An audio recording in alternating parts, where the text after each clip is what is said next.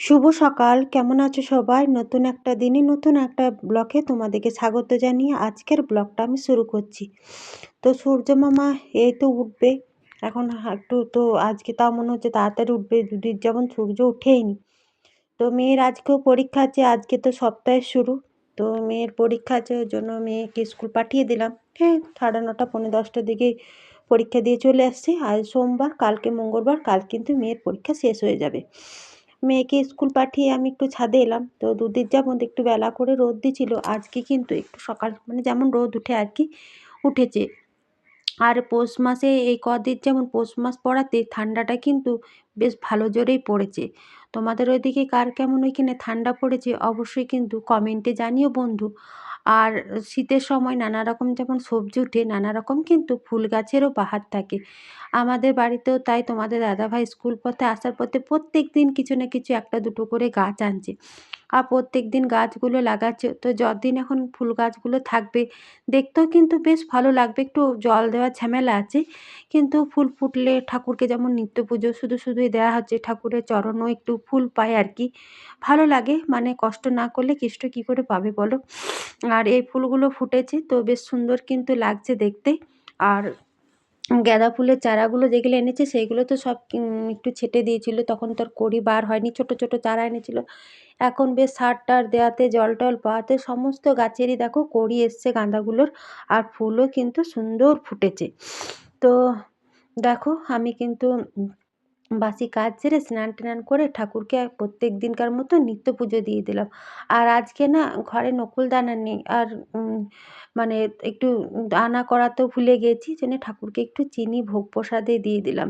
বিকেলে আবার নকুলদানা কি বাতাসা হোক আনা করাবো। আর পৌষ মাস বলে না শীতের সময় সন্ধ্যাবেলায় সন্ধ্যা প্রদীপ দিতে কাপড় ছাড়তে, ওই জন্য আমি সকালে নিত্য পুজো দিচ্ছি তখনই একবারই প্রদীপটা ধরিয়ে দিচ্ছি। এখন যা ঠান্ডা পড়েছে তোমাদেরকে যেটা বলছিলাম আর কি।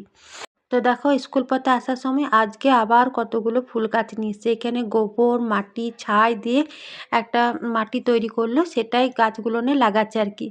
আর উনুনটা আজকে একটু লেট হয়েছে ধরাতে, আর আমি আবার প্রত্যেক দিন মলা দিয়ে দিচ্ছি। এখন শীতকাল, উনুন ওই দুবেলাই রান্না করছি। আর কয়লাও আছে প্রচুর। আর কয়লাতেই তো আমি সকালে একবেলা রান্না করি। আর কয়লাটা ধুমোবে জ্বলবে, তারপরে ঠিকঠাক করব কত জ্বলছে। প্রচুর কয়লা কিন্তু ঘরে স্টক আছে, কারণ শীত ভর্তি এখন সবসময় উনুন ধরছে, ঘরটাও গরম হচ্ছে, খাবারও করা হচ্ছে, হাত পাও কিন্তু সেঁকা হচ্ছে। আমাদের এদিকে কোলফিল্ড এলাকা, তোমরা তো জানো কয়লার কোনো অসুবিধা নেই।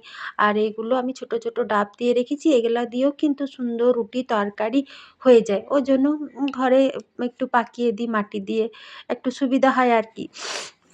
তো এখনো পর্যন্ত খুব ভাত বসাইনি, ভাত বসাবো। তো উনুনটা আগে ঠিকঠাক করে নিই। তোমাদের দাদাভাই এসে স্কুল থেকে এসে গাছ লাগাতে শুরু করে দিল। ওইটাই ওকে বলছি, মেয়ে দুটোর জলখাবার খাওয়া হয়ে গেছে। ওকে বলছি যে হাতটা ধুয়ে মুড়িটা খেয়ে নাও, তারপরে আবার তুমি গাছগুলো লাগাবে।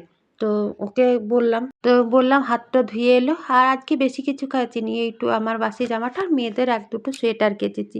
আর শীতকালে কিন্তু মুড়ি খাবারে কিন্তু বেশ জুত থাকে বলো। এখানে পেঁয়াজ, মূলো, টমেটো, লঙ্কা, চানাচুর দিয়ে এখন আমরা দুজনাতে জলখাবার খেতে বসেছি। তো বেশ কিন্তু শীতকালে মুড়ি খেতেও বেশ ভালো লাগে, ধনেপাতা টনেপাতা দিয়ে বেশ জমিয়ে খাওয়া দাওয়া। তো এখন রোদ বেশ ঠান্ডা লাগছে, তো ছাদে দুজনাতে চলে এলাম মুড়ি নিয়ে, মুড়ি খাচ্ছি।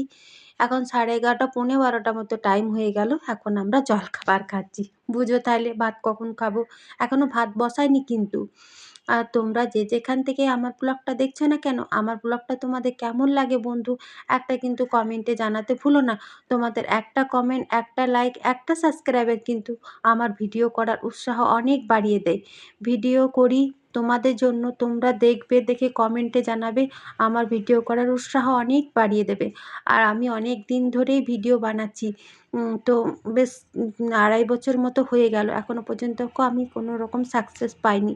এই আশাতেই আমি এখনও পর্যন্ত ভিডিও বানিয়ে যাই যে তোমরা একদিন আমাকে ঠিক সাকসেস দিয়ে দেবে। সেই আশাতেই নতুনভাবে নতুন করেই প্রত্যেকদিন ভিডিও কিন্তু যতটুকু পারি ঘরের কাজ বাজ রান্না বান্না সংসার নিয়ে ততটুকুই তোমাদের সাথে আমি শেয়ার করার চেষ্টা করি। তো তোমরা পাশে থেকো। তোমাদের এই আশাতেই আমি প্রত্যেকদিন নতুন করে ব্লগটা মানে ক্যামেরাটা ধরার স্টার্ট করি তোমাদের আশাতে। তো তোমরা একটু পাশে থেকো বন্ধু। আর গুরুজনদের আমার প্রণাম, ছোটদের আমার অনেক ভালোবাসা। তোমরা আমার ব্লগটা দেখবে। তো তোমাদের আশা করি আমি প্রত্যেকদিন তোমাদের জন্যই কিন্তু ভিডিও বানাই। তো ভিডিও এখনও তো ভাত বসাইনি। আর ১টা ২টো তরকারি মানে আছে, এই একটাই সেরকম করব। এই এত বেলা করে মুড়ি খাচ্ছি হেভি জলখাবারটা। তো মানে দুপুরে ২:৩০ পৌনে ৩টের দিকেই তো আমরা দুপুরের খাওয়া-দাওয়াটা খাই। তো তখন তো সেরকম খিদে পাই না। তাও আর কি খাই? তো ওইজন্য আজকে ভাবছি সেরকম হাবিজাবি কিছু আর রান্না করব না। ফুলকপি, বাঁধাকপি, বেগুন-টেগুন, কাল তো রবিবার হাট ছিল, সবজি আছে প্রচুর। তো দেখি কি রান্না করি কি না। তো চলো সবটুকুই তোমাদের সাথে শেয়ার করব। আমার ব্লগটা দেখতে থাকো। আর এই সাদা সাদা ফুলগুলো বেশ ভালো লাগছে। তো ভাত বসাবো, ভাতের জলটা বসিয়ে দিলাম। জলখাবার খাওয়া হলে আমরা তো চা খাই। তো ওই জন্য ভাতটা বসাবার আগেই ভাবলাম উনুনেই চাটা করে নিই।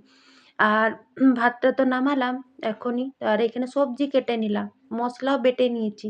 আদা, রসুন, পেঁয়াজ, টমেটো আর এখন একটু ফুলকপি, আলু তেলে ভাজতে দিচ্ছি।